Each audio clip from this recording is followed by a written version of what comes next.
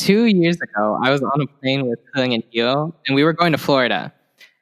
We were late, which is a very common trend for us, by the way. Yeah, I'm going to stop you there. Yeah, you're always late. You walk in with confidence. You walk in with the confidence of a TSA pre-check without the pre-check.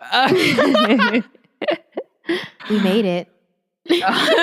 Exactly. We made it. We were late, but we made it.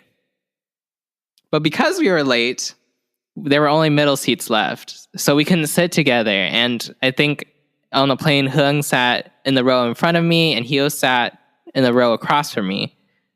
So after we sat, I was feeling a little hungry. So I turned to Hiếu and I asked her, Hiếu ka snack home? Which is, I was just asking Hiếu if she had any snacks in her bag. And then the woman next to me had heard me speaking Vietnamese and asked me what my ethnicity was. So I told her I was Vietnamese. And then she asked me if I knew the capital of Vietnam. So I responded, Hanoi. But then she told me, no, it's Ho Chi Minh City. I told her I didn't think it was, but she insisted. And I felt really uncomfortable because she made me feel as if I was wrong. Oh, wait, what do you mean when you say you felt wrong? I think in that moment, I just doubted myself. I felt ashamed that as a Vietnamese-American, I did not know something as simple as the capital of Vietnam. But you did. That's right. Well, I know now I was right, but I didn't have the confidence in the moment. And like this whole moment just made me question how Vietnamese I was and made me feel as if I was not Vietnamese enough. And I think in general, moments like where I have to question if I'm Vietnamese enough, and when other people question me if I know my Vietnamese culture, it makes me question myself. Am I Nguyễn enough? So here we are with chapter 4, Nguyễn enough.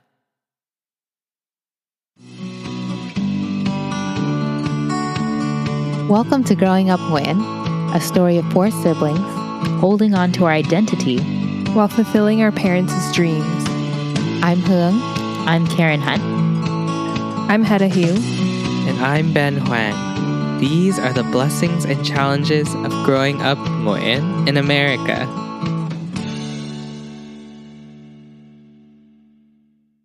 You know what? I think if you know Này Công Dân ơi, then you Nguyễn enough. I don't think so.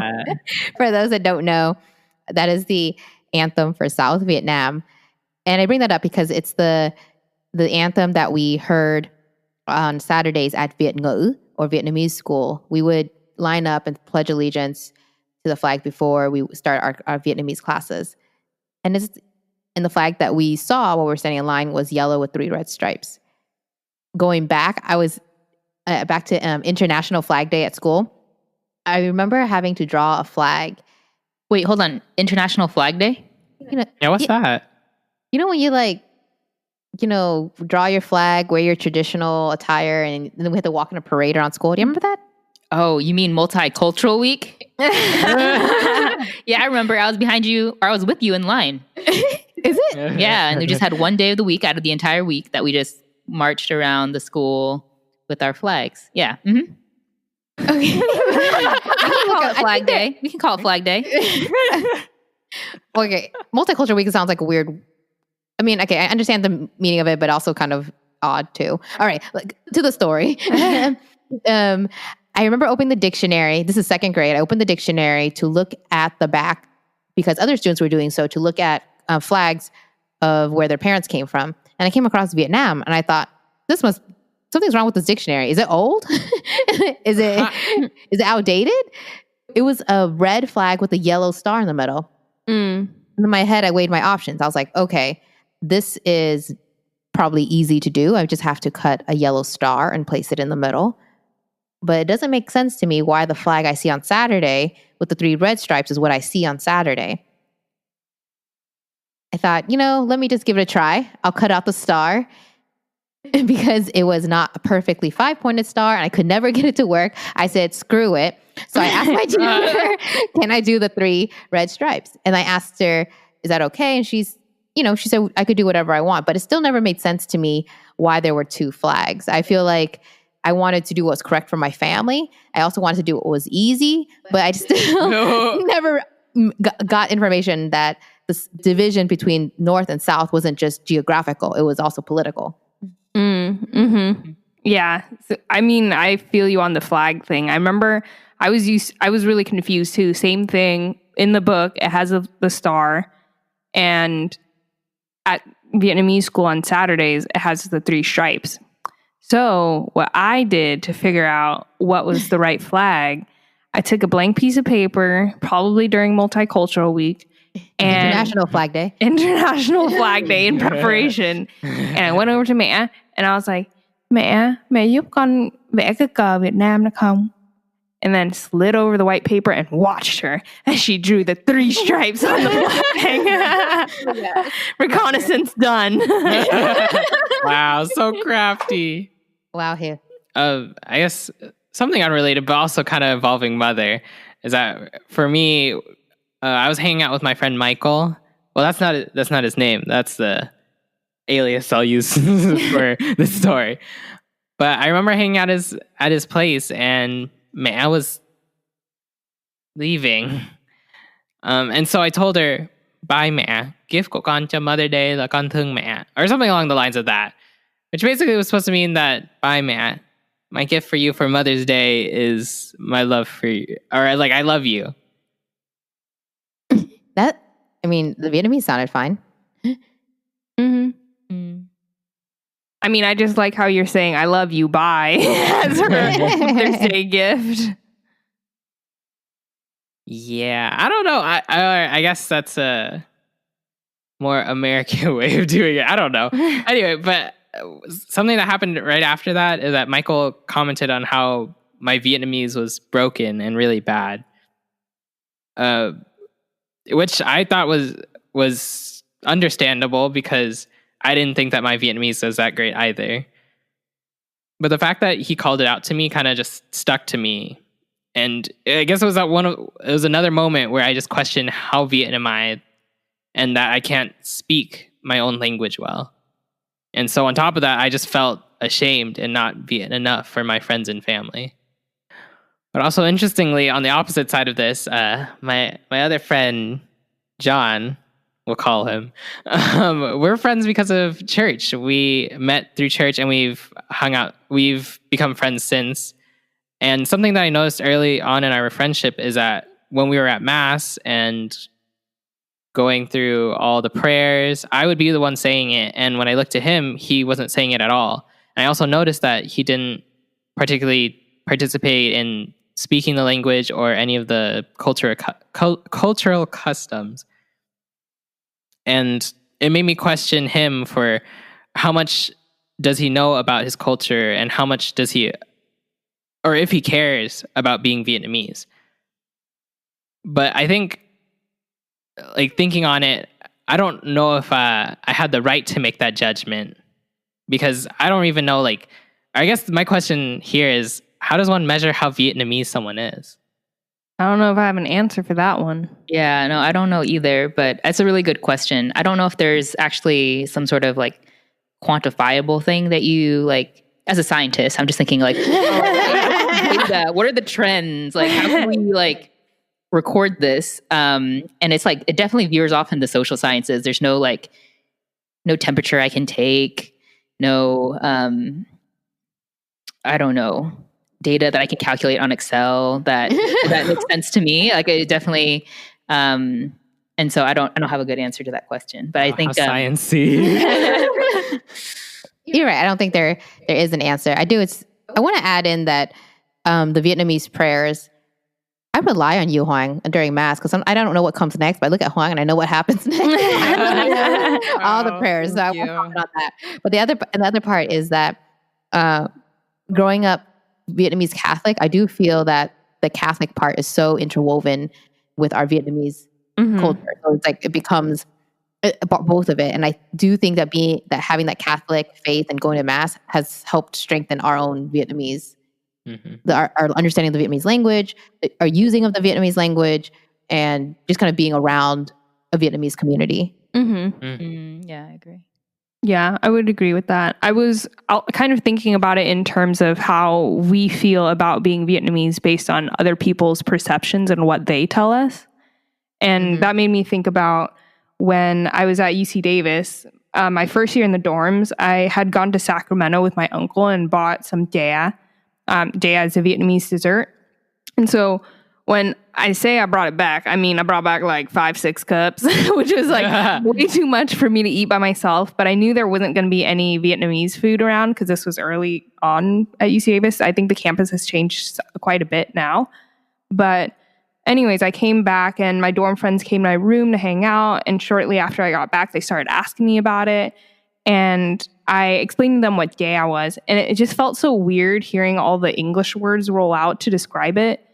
It's sweet beans, mung beans, jellies, tapioca, sometimes taro, and some other type of potato, depending on the type of dea. And of course, no one knew what it was. So how do you say it again? Dea. Che. No, it's dea. Che. Am I saying it right? Am I saying? No, it's just dea. You kind of make like a downward tone with like the e. Che. No, it's dea. It's just dea. I'm just like groaning as you. Makes me cringe. Yeah, you've all been there before, and so you go back and forth about it, and then after everyone being weirded out about the way it looked in the cup, one guy was quote unquote brave enough to try it out. And, it goes in slow-mo, kind of like a movie when you watch someone do something and you're like, oh man, I can't wait to see how this goes. But you kind of know what's going to happen. And he slowly put it into his mouth. Okay, that's probably in my head, but he ate it.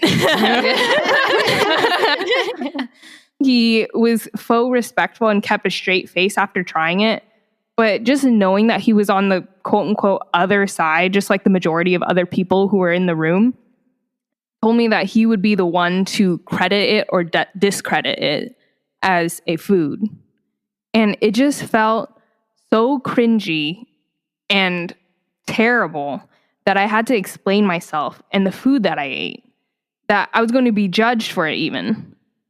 Needless to say, the other cups of dea didn't taste the same after that. Damn. Oh man. Yeah, that's go ahead. Yeah. I was just thinking about there's I think we've all had that experience trying to explain a word. For example, I think of our last name. Oh yeah. Oh yeah. Please go ahead. I think there's many ways to pronounce it. Well, there's only one Vietnamese way to pronounce it, but I hear different ways that people pronounce it. There's Nagayan, Nguyen, Nguyen. Nguyen. Nguyen. Not yet. Sorry. But yes, I would say Nguyen is the most like accurate way if you're not able to do the extra intonation with the Nguyen. It makes sense to me because, okay, in Vietnamese, it's pronounced Nguyen. So if I took out the extra, I would say Nguyen. Nguyen. Nguyen. Nguyen. I mean, it's closer. Even though Nguyen in Vietnamese is something else, I feel like it's the most, it would be the closest translation or what would I say, sound? Approximation. Yeah, I always think of my one, shout out to that one linguistics class I took. When people have asked me, because you can see the NG at the beginning of the word of Nguyen, I always point out that NG is like the end of a word like bring. And so the way that your tongue is placed in the back of your mouth, bring, when you say that last syllable, is the beginning of how you would say our last name. Nguyen. Bring Nguyen. Oh. And there's so many Vietnamese people, you're going to see the name often, so get used to pronunciating it. Pronouncing it.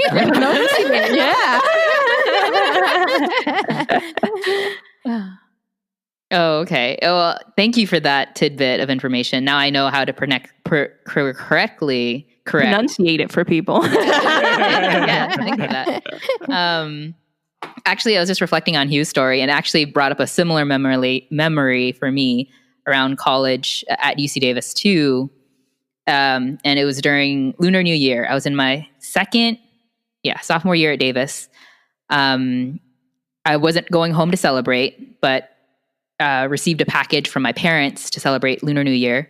It had bánh chưng, which is sticky rice, and then the layer of mung bean, and then is it pork?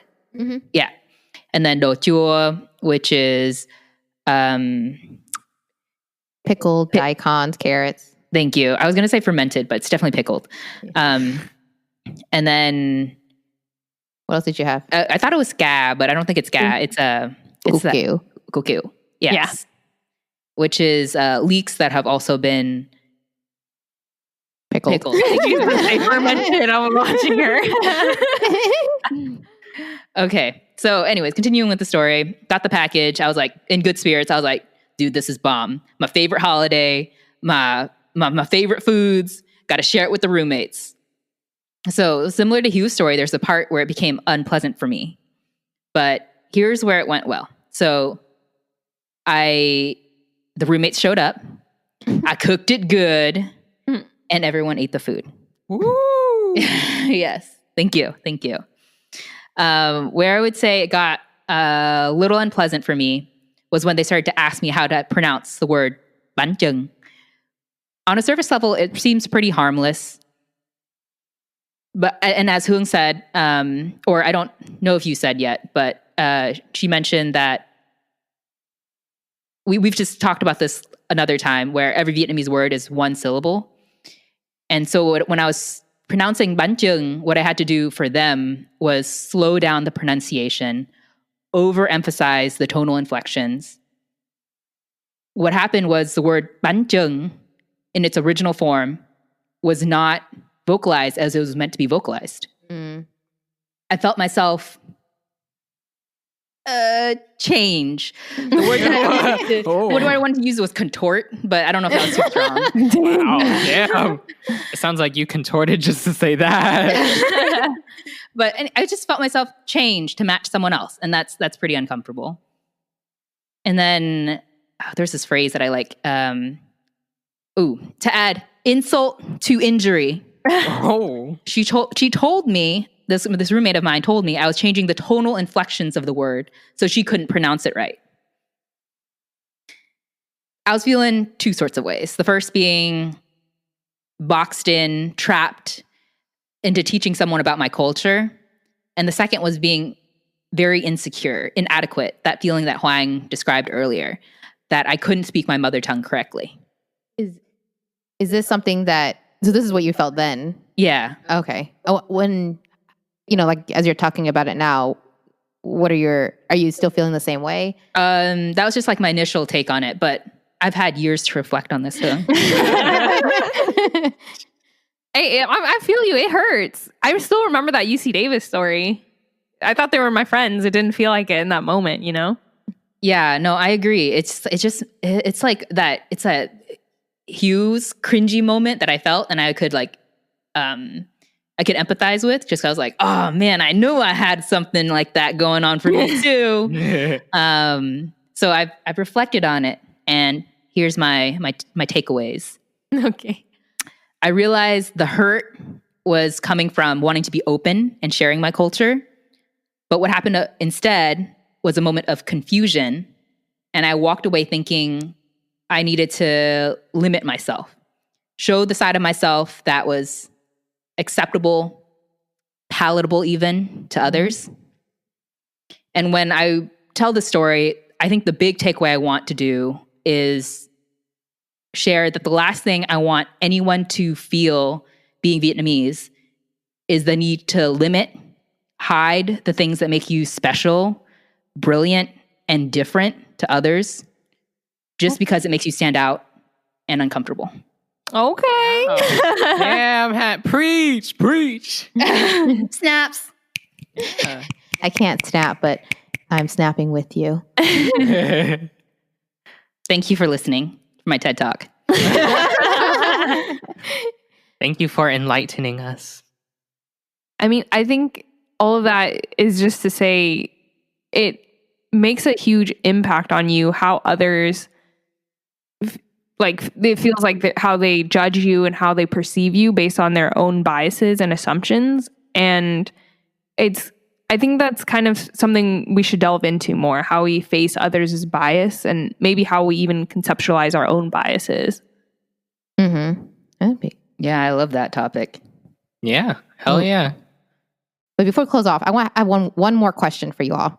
Because this kind of always sticks in my mind. Do you guys remember growing up when you were younger and someone asking you how to cuss in Vietnamese? For sure. Yeah, Right? probably when I was like younger though. People don't really ask me that nowadays. No, I don't think they do. But you guys, I got asked. I remember thinking that, well, one, I never knew the answer. So I ended up doing like a Google search because why would my parents teach me how to cuss in Vietnamese? And two, like, why would I even cuss in Vietnamese? Yeah. I don't cuss. I'm a good person. Exactly, Hương. And so I'm saying, like, if I'm going to cuss at you, I want you to understand what I'm saying, motherfucker. Can we? I guess it's our podcast. We can do whatever we want. But amen, Hugh. That's true. Well, with that, we will discuss more about bias and judgments and assumptions about who you are next episode. Thanks for joining us today. Thanks for listening to our podcast, Growing Up Nguyễn. We'd love to hear what you think about our episode today, so please reach out to us through our website at www.growingupnguyen.com or follow us on Instagram at growing.up.nguyen. If you like this episode, please share it with a friend. We're Hương, Hạnh, Hiếu, and Hoàng, and this is Growing Up Nguyễn.